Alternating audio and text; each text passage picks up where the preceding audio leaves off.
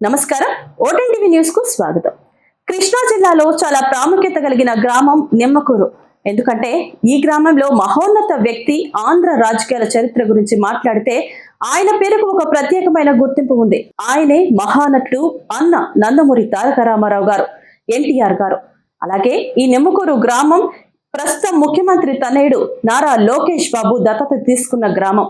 అలాంటి గ్రామంలో రాష్ట్రంలో ఎక్కడా కూడా మట్టి తవ్వకాలు అనేవి జరగట్లేదు, పర్మిషన్లు ఇవ్వట్లేదు. కానీ ఈ ప్రాముఖ్యత చెందిన నిమ్మకూరు గ్రామంలో యథేచ్ఛగా పంచాయతీ చెరువులు ఉన్నటువంటి మట్టిని తోముకొని ట్రాక్టర్ 700 రూపాయలు, అలాగే టిప్పర్ 2500 రూపాయలకు అమ్ముకుంటున్న పామరు ఎమ్మెల్యే వర్ల కుమార్ రాజా ప్రధాన అనుచరులు. రాష్ట్రంలో ఉన్నటువంటి పంచాయతీ చెరువుల్లో అదే గ్రామంలో ఉన్నటువంటి హై స్కూల్, ఎలిమెంటరీ స్కూల్, శ్మశానాలు, ప్రభుత్వానికి సంబంధించిన స్థలంలో పోసుకోవడానికి మట్టి తోలుకోవడానికి పర్మిషన్లు తీసుకువచ్చు గాని ఇలా డబ్బులకి మట్టి అమ్ముకునే ఆ డబ్బులు దళారులు జేబులోకి వెళ్తున్నాయని చుట్టుపక్కల ఉన్నటువంటి గ్రామ ప్రజలు ఆవేదన వ్యక్తపరుస్తున్నారు. ఇలా పంచాయతీ చెరువులు తవ్వుకుంటూ పోతే ఆఖరికి మనిషి చనిపోతే కప్పెట్టడానికి 6 అడుగుల గొయ్యిలోకి మట్టి కూడా దొరకకుండా పోతుంది అని ప్రజలు దిగ్భ్రాంతి చెందుతున్నారు.